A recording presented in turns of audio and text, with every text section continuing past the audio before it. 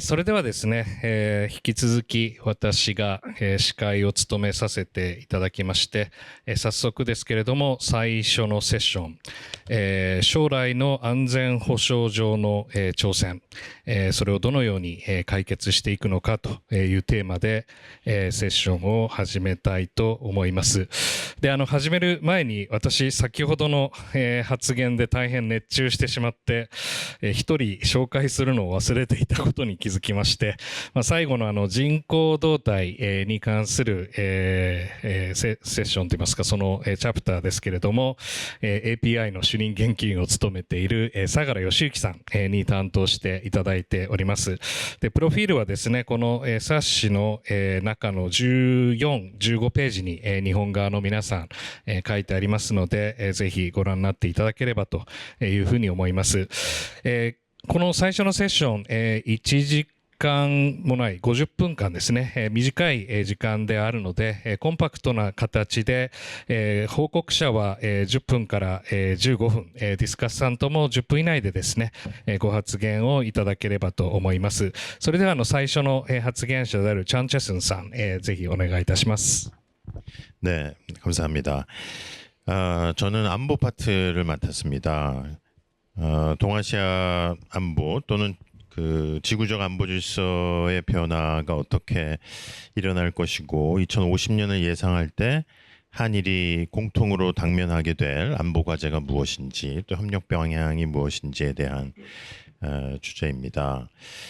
이거를 실제 어떤 사건이 일어날지를 알기는 이제 어려우니까요. 여태까지 벌어지고 있는 여러 추세들을 논리적으로 잘 정리를 해서 앞으로 다가올 여러 안보적인 도전 요인들을 설정을 해보고 한일이 당면하게 될 공통의 과제를 좀 정리를 해보았습니다. 먼저 첫 파트는 이제 한일이 공통으로 당면할 미래 군사 안보적인 환경의 주요 요소들을 몇 가지를 꼽아보았는데요. 첫 번째는 미국 세계 전략의 변화입니다.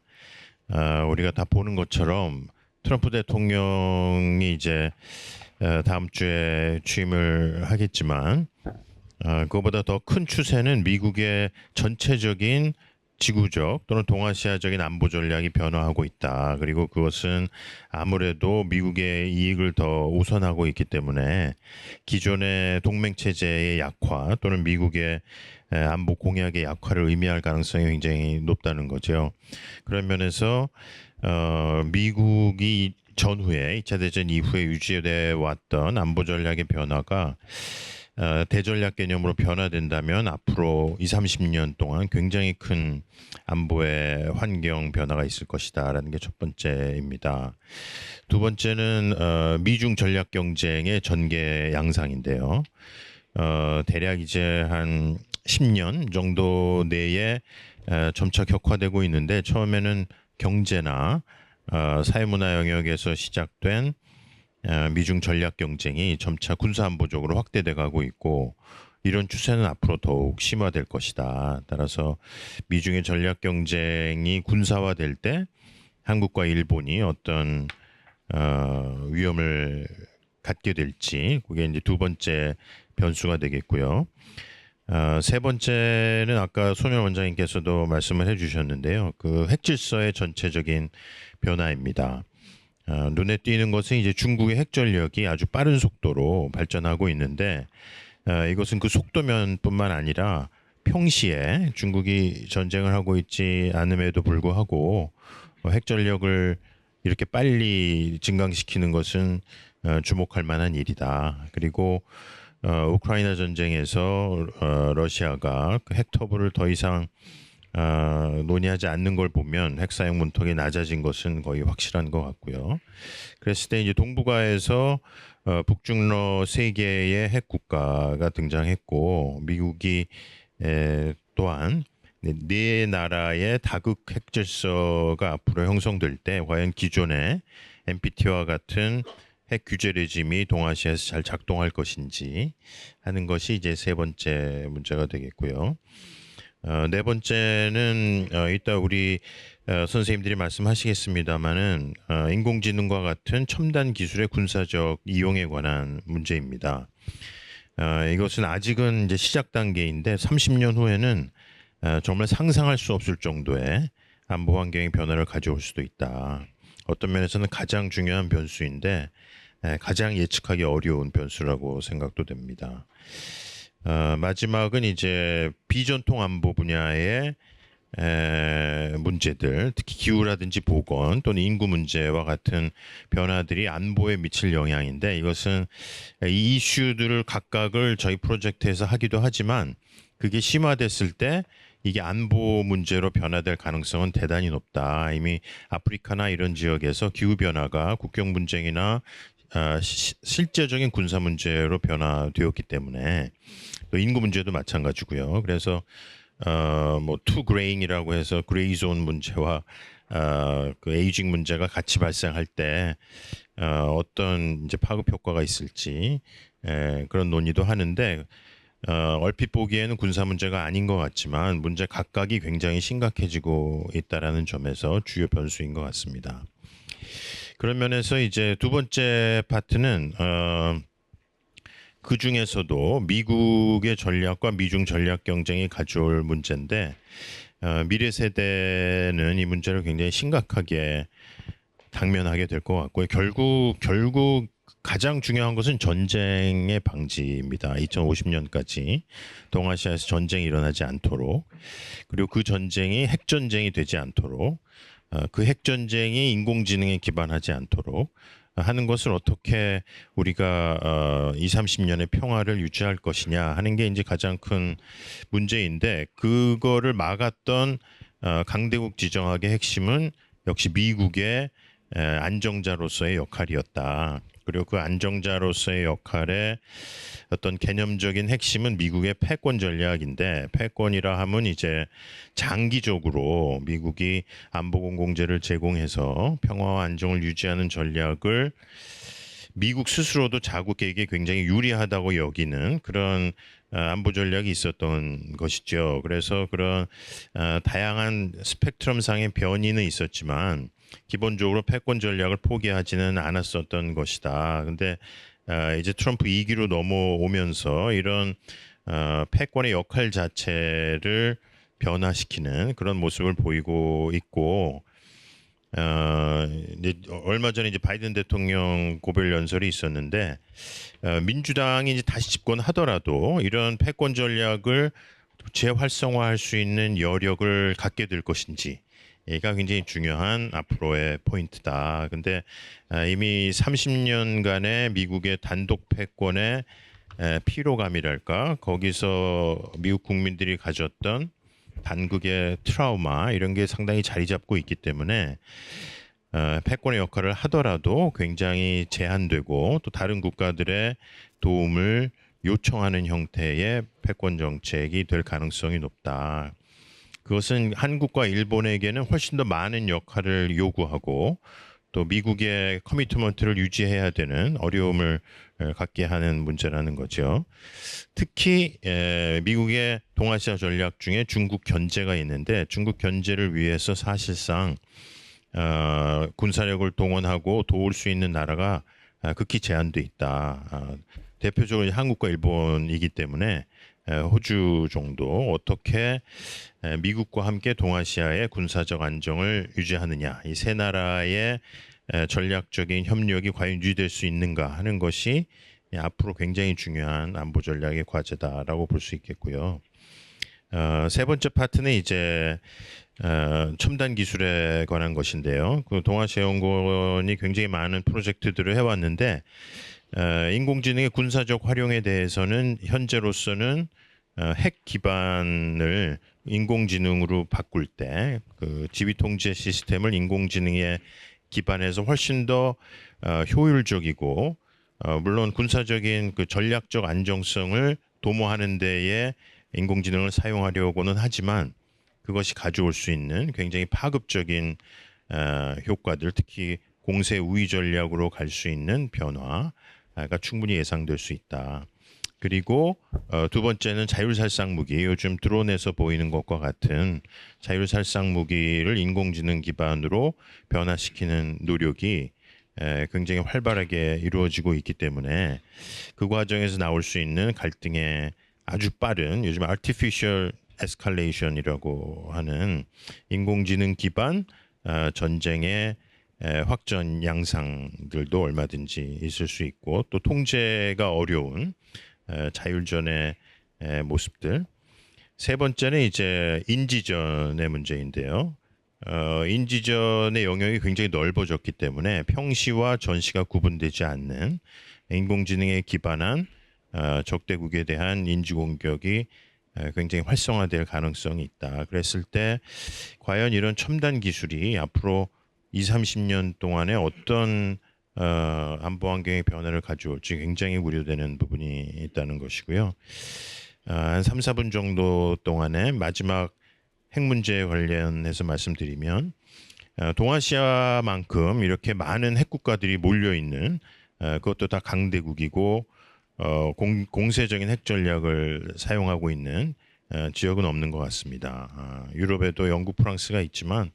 동아시아가 훨씬 더 이제 경쟁적인데요. 중국의 전략은 물론 방어적이라고 우리가 다 자료를 읽고 있습니다만, 이제 2050년 중국이 세계적인 제1의 군사 강대국의 목표 연도로 삼고 있는 2049년을 목표로 할 때, 중국은 이제 인류 공동체를 강조하면서 제1의 군사 강대국, 핵 능력에서도 다른 국가들을 능가할 수 있는 핵 전력, 이런 요소들이 합쳐졌을 때 중국이 2050년까지 어떤 군사 전략을 추진할 것인가가 아주 비상한 관심을 모을 수밖에 없다.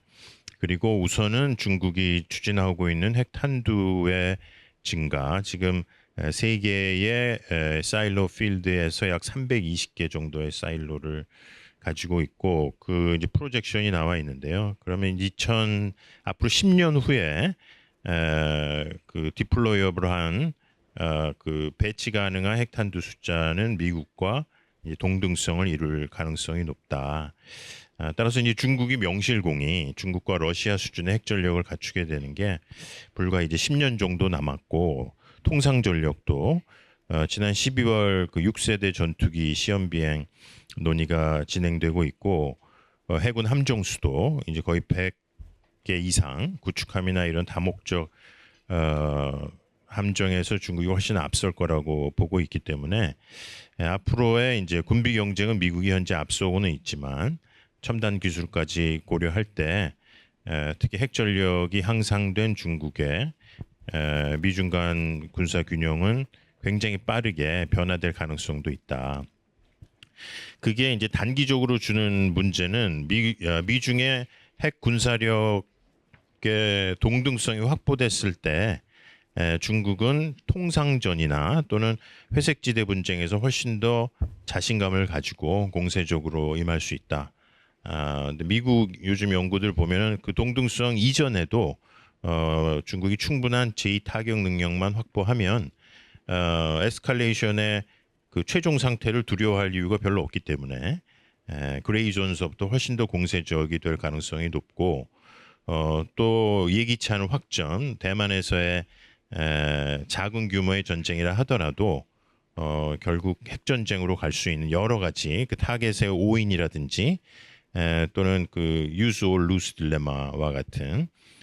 메커니즘 때문에 생각지 않게 미래 세대가 작은 분쟁을 핵전쟁으로 가게 되는 불행을 맞이할 수도 있기 때문에, 그거를 그런 그 전략적인 안정성, 군비 경쟁의 안정성과 위기 안정성을 확보할 수 있는 노력이 굉장히 필요하다라는 거에 사실 미중도 많이 공감하고 있습니다. 그리고 이제 그런 핵 환경이 북중러 3국 간의 전략 협력, 앞으로는 이제 미국을 상대로 한 핵 협력으로 갈 수도 있기 때문에 다극적인 핵 협력에 대해서 대응을 해야 되는데, 문제는 미국의 동아시아에 대한 커미트먼트가 공약이 약화되고 심지어 확장 억제의 공약까지 약화될 때 거기에 직접적으로 노출되는 국가는 한국과 일본일 수밖에 없다. 따라서 길게 보면 한일 간의 협력의 필요성은 높아질 수밖에 없다는 것인데요. 그 협력 과제를 몇 가지로 요약해 보면 첫 번째는 이제 동맹 재편에 대한 대응입니다. 그래서 뒤에 오기 선생님도 말씀하시는 것 같은데요. 이 빅터차 논의처럼 역사적으로 미국의 동아시아 커미트먼트가 약화되면 어쩔 수 없이 한일이 협력해야 되는 구조적인 메커니즘이 있기 때문에 양국 간에 뭐 문제가 있긴 하지만 안보적으로는 협력의 필요성은 아주 빠르게 증가되고 있다. 두 번째는 대중정력, 특히 대중군사 전략을 둘러싼 한일 간의 최소한의 대화 또는 협력의 필요성이 더 늘고 있다. 근데 일본의 대중 군사 전략은 직접적인 영토 분쟁 때문에 상당히 고착이 되어가고 있지만 한국의 경우는 여전히 가변적이기 때문에 한일 간의 대화의 필요성이 더 높아지고 있다는 거죠. 또는 이제 중국을 잘 관여할 수 있는, 이렇게 포용할 수 있는 한중일 간의 협력 메커니즘도 논의의 필요성이 높아진다고 볼 수 있고요. 세 번째는 이런 그 첨단 기술의 발전 결국은 미국과 중국이 주도하는데 그것의 투명성 또 군사적 활용을 규제하고자 하는 한국과 일본의 공통의 노력도 매우 중요하다. 같은 관심사를 가지고 있기 때문에요. 그리고 마지막으로는 이제 변화되는 동아시아 핵 질서를 둘러싼 한일의 협력이 굉장히 중요하다. 시간이 다 돼서요. 글로벌한 핵 규제 레짐을 유지하면서 미국의 확장 억제를 확보하고 정 안 되면 한일 간에 중국이나 북한에 대한 핵 억제를 위한 어떤 대안을 가질 수 있는지, 뭐 독자 핵무장과 그 과정에서 한일의 협력이나 대화의 필요성 또 굉장히 중요하다. 그래서 흔히 얘기하는 그런 경제 제재나 또는 도미노 현상을 막을 수 있는 좀 더 현명한 핵 억제 전략을 한일이 논의해야 될 때도 다가올 수 있다. 그런 것에 대비를 해나가는 게 필요하다라는 말씀으로 마치겠습니다. チャン先生、大変ダイナミックな、お話ありがとうございました。将来を見据えたときに、アメリカを中心とする国際市場の、変化、そして特に AI と、核戦力が、この秩序に対してもたらす役割に、向き合う日韓はどうあるべきかという、冒頭の、ご発言にふさわしい、スケールの、話題だったと思います。それでは続きまして、小木さんお願いいたします。はい、ありがとうございます。API で主任研究員をしております小木博人と申します。私もともと防衛に関する実務をですね長い間政府でやっておりまして、今研究の世界に移っております。今回の私のこの論考それからプレゼンテーショ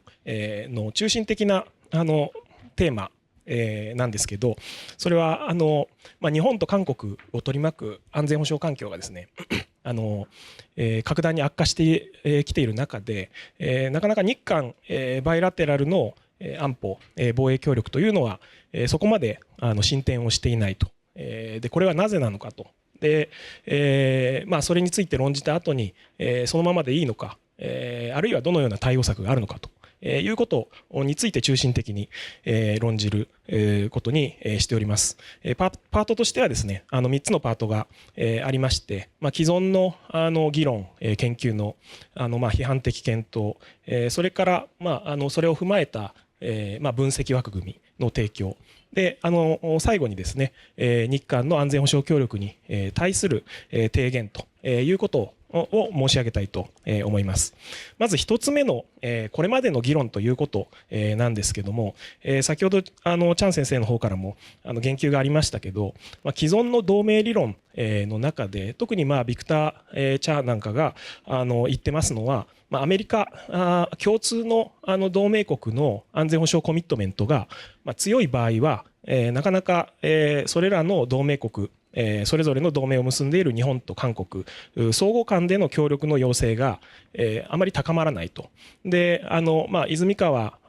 康弘さんなんかも同じような議論をしていると。でこれだとですねただですねいろいろ説明できない事象というのが出てくるということですね。例えば韓国におけるムン・ジェイン政権の下では安全保障環境は悪化をしてましたし、北朝鮮がある時から非常にミサイル核開発に積極的になったということですね。でアメリカとの関係も政治的には悪化をしている中で、一方で日本との協力もそこまで深まらなかったと。でこれは既存の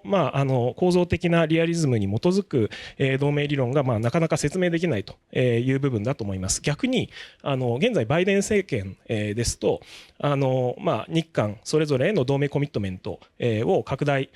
強化しているわけですけど、その中においても日韓の協力というのは進展していると。これもなかなか構造的なリアリズムに基づく同盟理論では説明できないと。すなわち今までの説明だと過度なですね楽観主義、そして過度な悲観主義ということが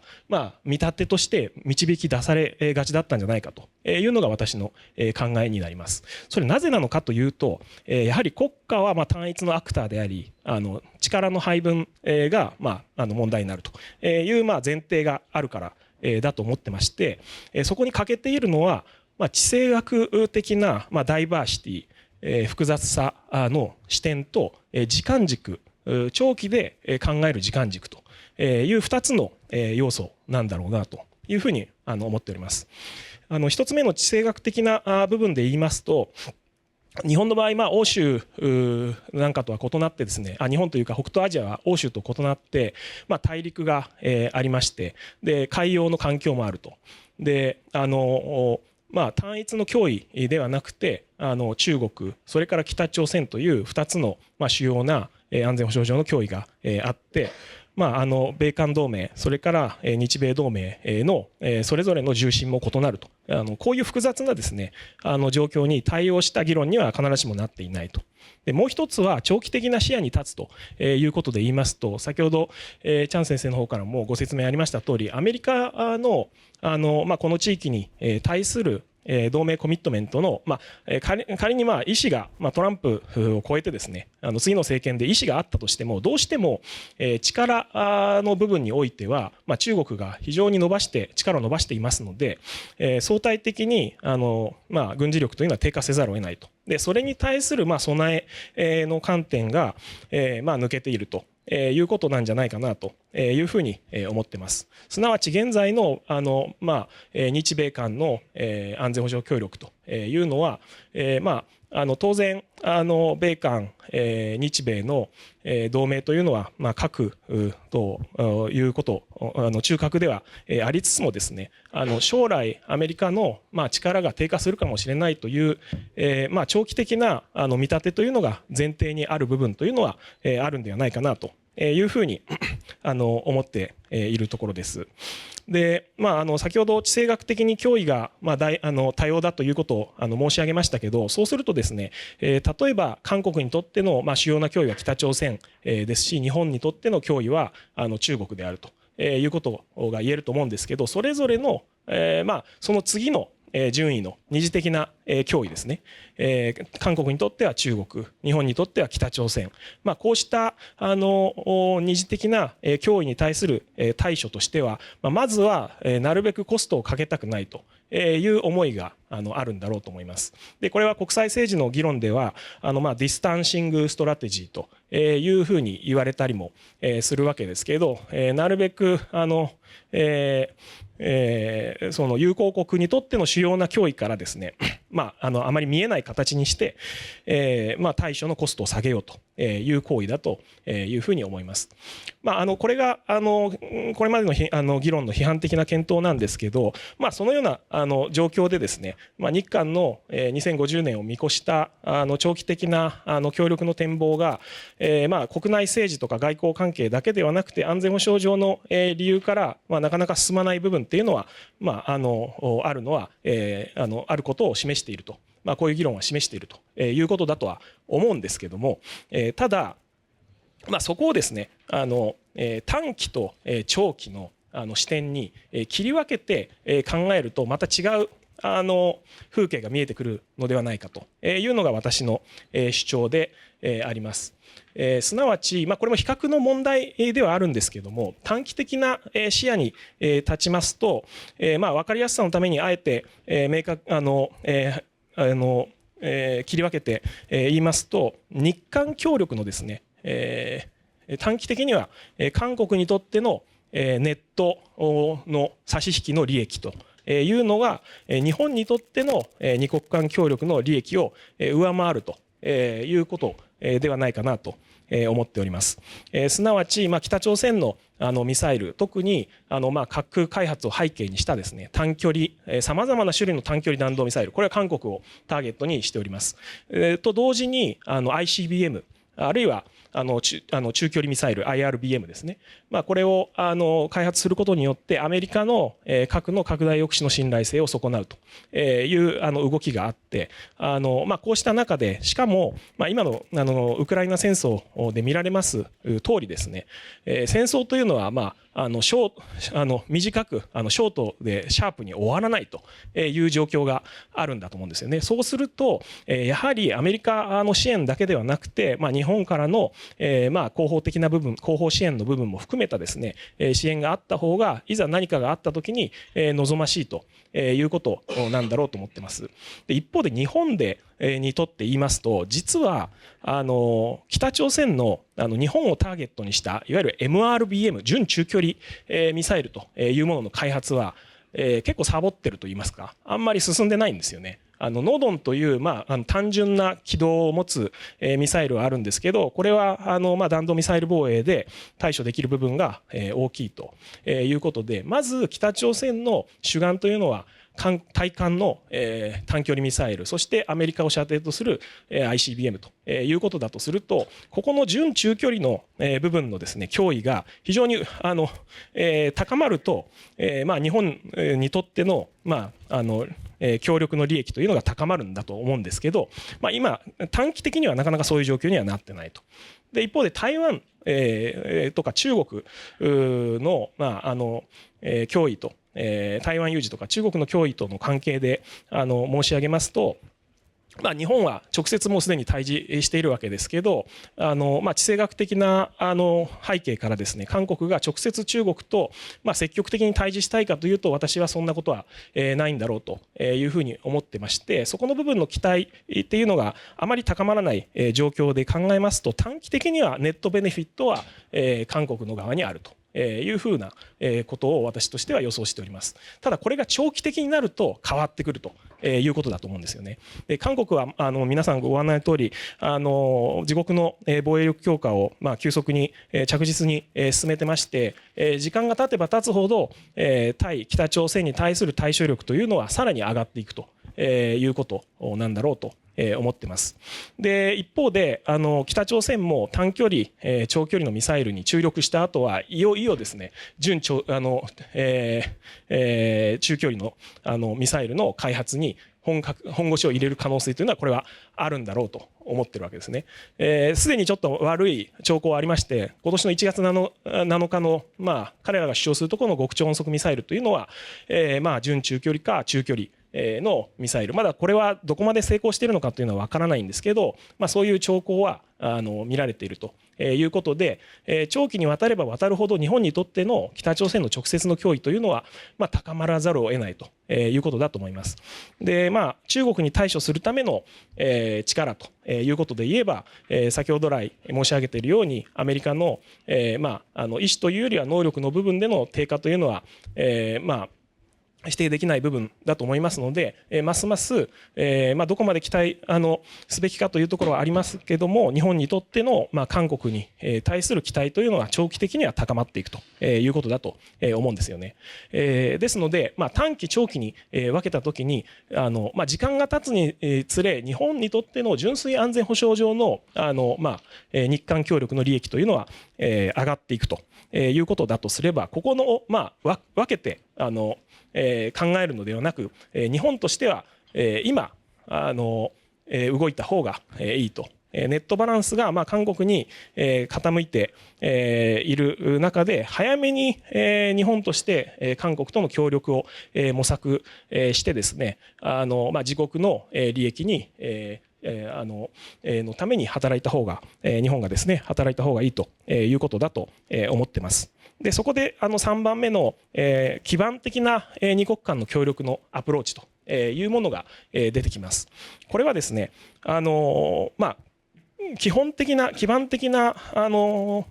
防衛安全保障協力のアイテムを揃えることによって脅威の対象が北朝鮮であれ中国であれいかなる脅威であってもある程度は二国間で協力できるようなプラットフォームを作っておこうというアプローチでしてこうした特定の脅威をですね必ずしも念頭に念頭には置いてるんですけど表に出さないアプローチによってですね両国のある種ディスタンシング的な戦略というのを損なわずにあまりそのエスカレーションを上げないような形で協力抑止それから対処を進めることが可能になるのではないかなというふうに思ってまして最後に簡単になりますけど4つぐらいアイテムを私が考えたアイテムをご紹介したいと思います。まず1つは現代において戦争の形態がよりますます消耗戦の傾向を強めている中で防衛生産協力というところが不可欠になってくるんだろうと思ってます。特に韓国においてはですね弾道ミサイル各種国産のものを開発してますけどそれをターゲットするための目がまだまだ不足していると思います。でこの点日本は衛星コンステレーションの取り組みですとかあとは使いっぱなしのですね消耗型のターゲティングのためのミサイルっていうのを今開発に着手しているところでこうしたところで韓国が導入を検討するとかですね協力があり得るのではないかなと思ってます。であと日本にとっては弾薬砲弾のですね生産基盤というのは非常に弱くなっていますのでこれを日本国内で増産の体制を作るというのは非常に非経済的ですのでいざとなった時に韓国に頼れるようにですね平素から相互融通性について検討をしておくということがあり得ると思います。で2つ目がローテーションの訓練でして日本韓国の基地それらに戦闘機ですとか高価値のアセットを訓練としてローテーションをたびたびさせましてそこにオーストラリアとフィリピンも加えてですね戦略的な重心予備戦力を確保するという提案でございます。このためにはRAA いわゆる訪問軍の円滑化協定ですねこういうものも必要になってくるということだと思います。で3番目が作戦調整これはターゲットを示す部分が強いのでなかなか難しい部分はあるんですけど例えば後方支援の調整計画を作るですとかよく言われてますけどアクサを締結するというような取り組みも有益なのではないかと思います。最後に日本と韓国の共同の友好国に対してですね共同で協調的な関与を行うキャパシティビルディングを行うことによって脅威に対する対処力抑止力を高めていくという取り組みが考えられます。フィリピンに対する ISR 能力強化のための支援それから台湾については軍事的にはなかなか難しいかもしれないですけど社会的なレジリエンシーを上げるための協力天然ガスのですね備蓄を増やすための支援こういったことが共同で考えられるのではないかなというふうにアイテムとして思いました。少しちょっと時間オーバーしてしまいましたけど以上になります。ありがとうございました。小木さんどうもありがとうございました。これ最初のチャン先生と小木さんの2つのペーパーはいい形で相互補完関係になっているのではと思います。チャンさんのダイナミックな国際構造の分析、未来におけるテクノロジーと核兵器、そして小木さんが具体的な日韓の協力、実務的な専門性も踏まえた上で、でも聞いてみるとかなり大胆な形での提言をされているということがが、わかると思います。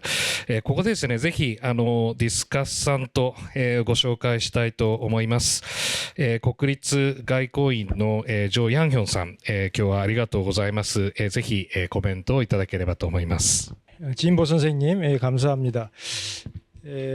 저는 오늘 이렇게 귀한 자리에 참석에 대해서 영광이고 코멘트를 잘해야겠구나라는 책임감이 무거워집니다. 이 보고서가 곧 발간이 되고 이게 또 갖는 의미가 60주년에 있어서의 타이밍도 있지만 또 장기적으로 한일 간의 협력의 방향성을 결정하기 때문이라고 생각을 합니다. 지금 우리가 주위를 둘러보면 분쟁이 많습니다. 뭐 북한하고도 그런 이야기가 있고, 뭐 남중국해, 중국해도 분쟁이 많다 그러고요. 우크라이나 전쟁 이렇다 보니까 세상의 불확실성을 점점 더해가는 것은 언제나 그렇다는 생각을 하면서도 그 불확실성의 많은 부분을 차지하는 게 전쟁이라는 키워드가 아닌가 싶습니다. 근데 전쟁이 싫고 평화를 원하면 어떻게 해야 될까? 아주 유명한 이야기가 있습니다. 평화를 원하면 전쟁을 준비하라, 대비하라 이런 이야기거죠. 그런 맥락에서 봤을 때 오늘 이 세션은 대단히 유익하고 저로서는 흥미롭게 읽었습니다. 그리고 많은 부분을 배웠는데 제가 한일 관계 일본을 하면서 갖고 있는 생각이 많이 깨졌습니다. 한일 간의 군사 안보를 안보 협력을 하자는 이야기는 우리 사회의 터부입니다. 일본하고 군사 협력하는 거 쉽지가 않은 분위기가 있죠. 왜? 우리가 일본하고 특수한 역사가 있기 때문인데 그럼에도 불구하고 이러한 용기 있는 대담한 제언을 해준 데 대해서 대단히 경의를 표하고 싶습니다. 시간이 얼마 없는 관계로 포인트 위주로 두 분 논문에 대해서 말씀을 드리겠습니다. 전재선 교수님 이 논문은 미래 군사 예측학자의 내용입니다. 조지 프리드만이라든가 그러한 분들의 그 기술과 대단히 유사한데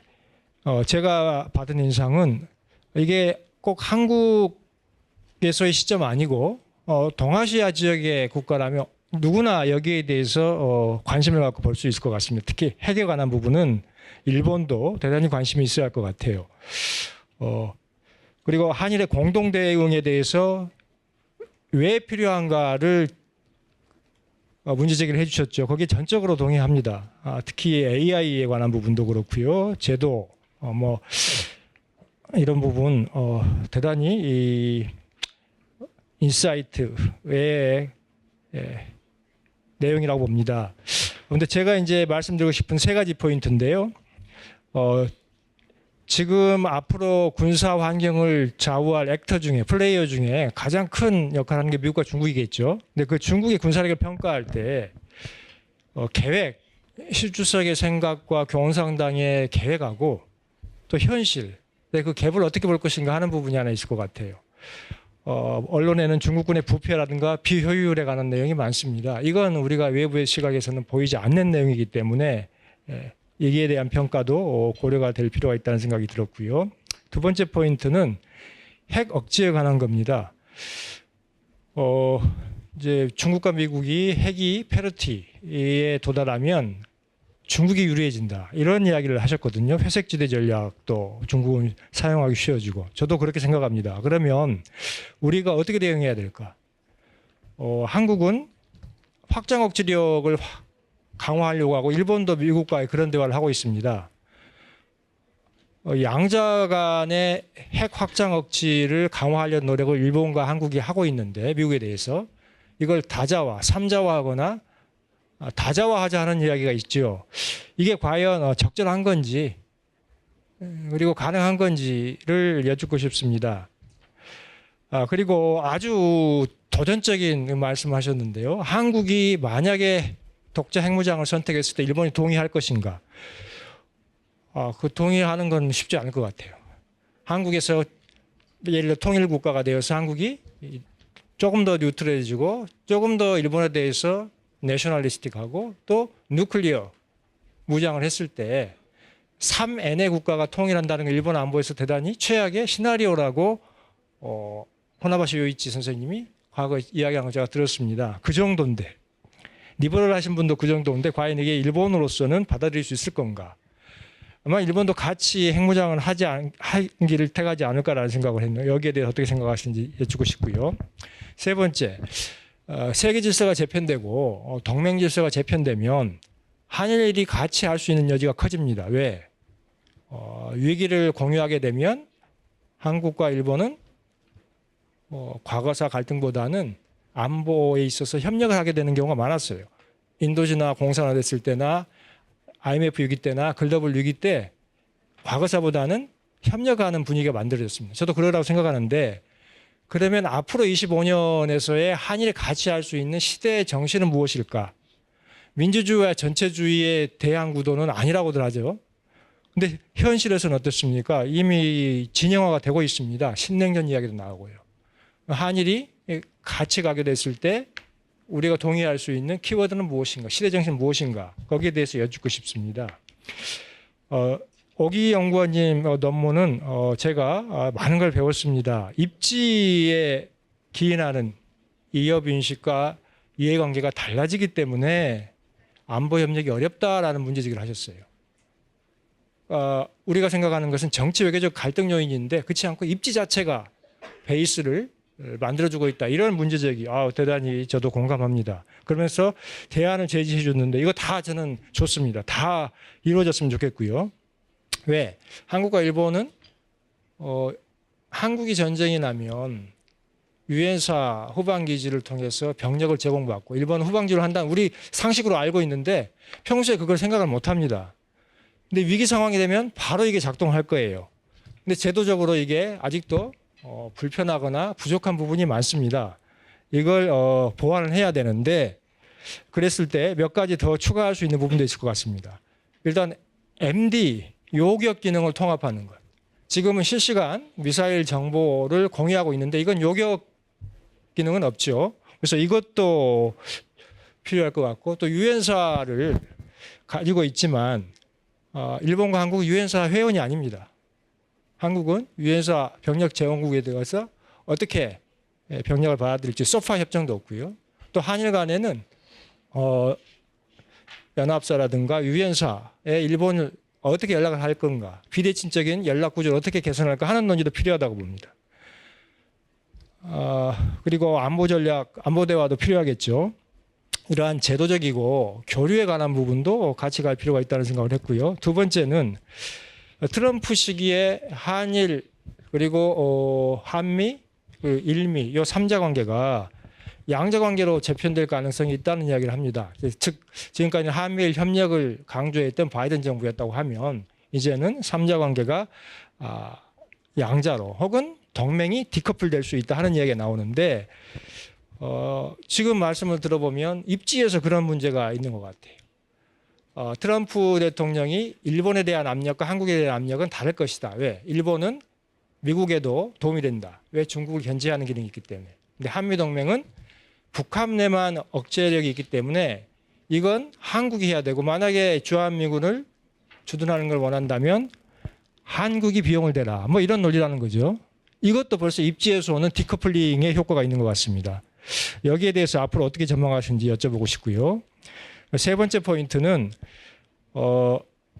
이제 입지에서 오는 부분이 많은 이해관계를 정의를 합니다. 그런데 정치 외교적인 불신감도 무시할 수가 없습니다. 오히려 그게 더 클 수도 있습니다. 과거사라든가 하는 부분은 우리가 뭐 세대가 지나도 풍화되지 않는다는 이야기를 하시죠. 그렇다고 하면 이 정치 외교적인 요인, 불신감과 지리적인 요인이라고 하는 것은 안보 협력에 있어서 상호작용하는 것으로 그런 관계로 보아야 될 것 같고 그랬을 때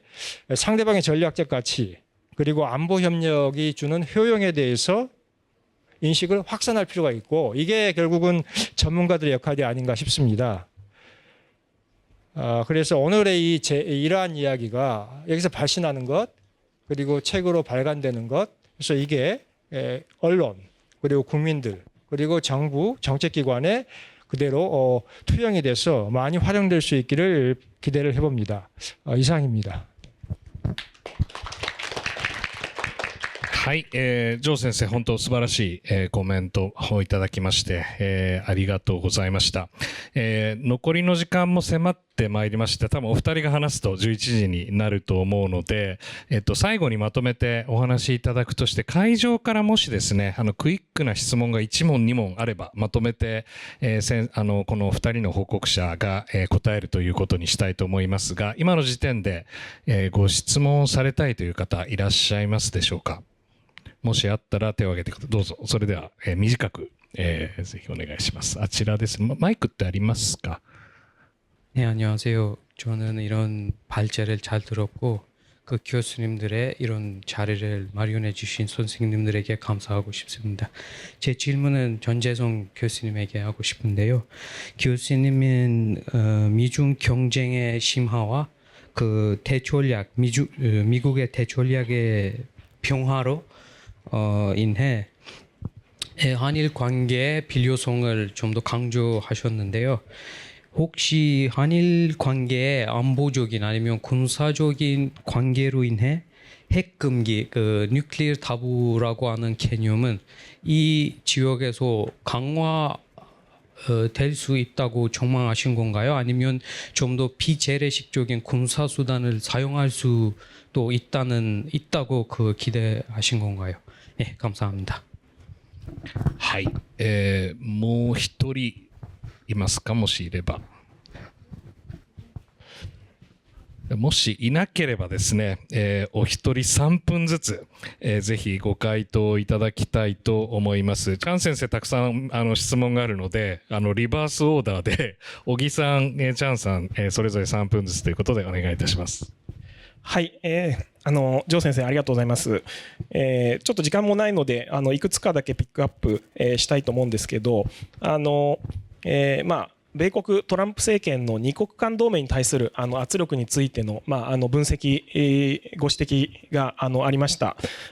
私もありていに言えばですね、ジョー先生の分析と同じでして、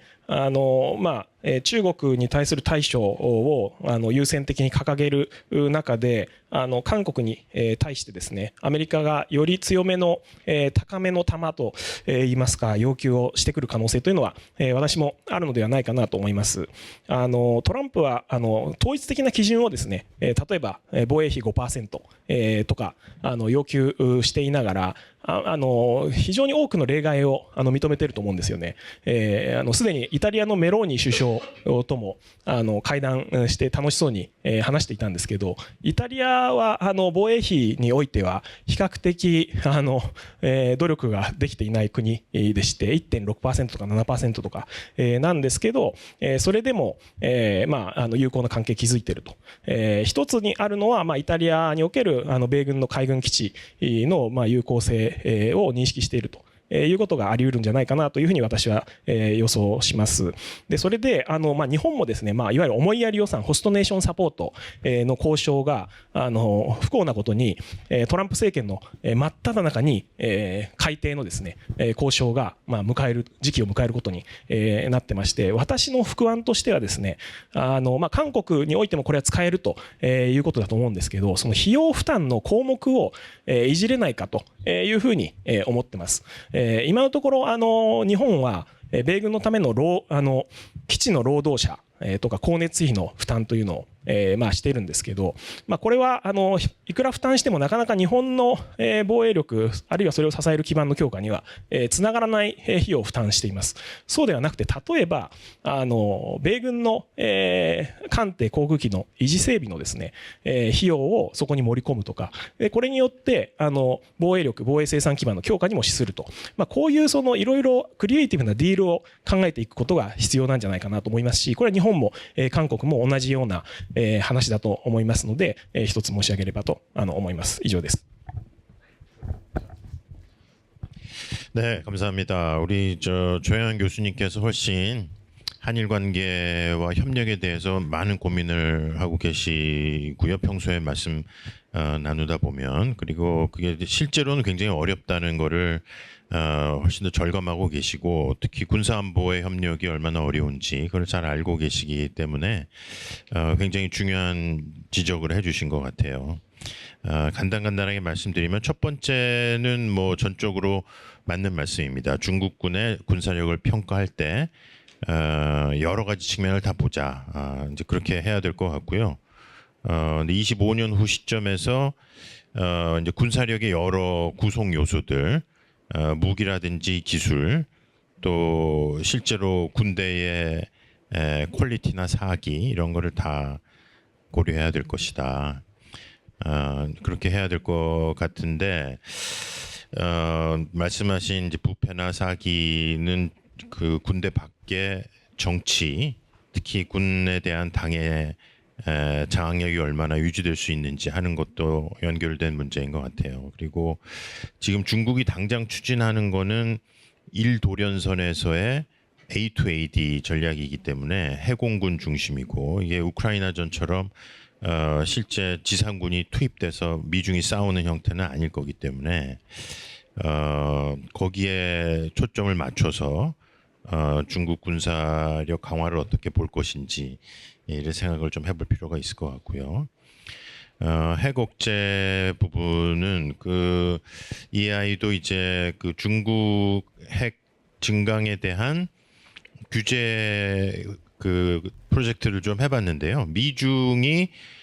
핵 통제 협상을 할 가능성은 거의 제로다 이렇게 보는 것 같아요. 당분간은 이게 서로 이제 아주 강력한 경쟁국이기 때문에 따라서 다자 체제 속에서 이제 중국의 핵 전력을 그래도 통제하고 투명성을 확보할 수 있는 방안을 찾아보자. 라는 게 지금 미국의 차선책이긴 한데 그것도 쉽지 않다. 쉽지 않다는 거고 그렇지만 이제 한일은 그거를 계속 요구해야 될 필요가 있고 NPT에서 수직적 핵 확산을 막아야 되는 게 핵무기 보유국의 임무이기도 하기 때문에 근데 한국이 그런 상황에서 우리가 핵무장을 한다면 북한 때문에 하는 거죠. 그래서 북한의 전략은 한국이 굉장히 적대적으로 이미 바뀌었고 선제 핵 공격 독트린도 만들어놓은 상태에서 미국의 확장 억제가 무너지면 한국에 대한은 사실 별로 없는 것 같아요. 핵무장의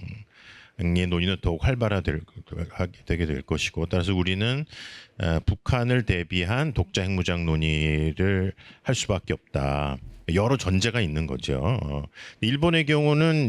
북한에 대비해서 핵무장을 하기는 충분한 근거가 안 되기 때문에 한국이 핵무장을 할 때 굉장히 어려운 상황에 빠질 것 같습니다. 일본이 핵무장을 한다면 대중용이라고 인식될 부분이 굉장히 높기 때문에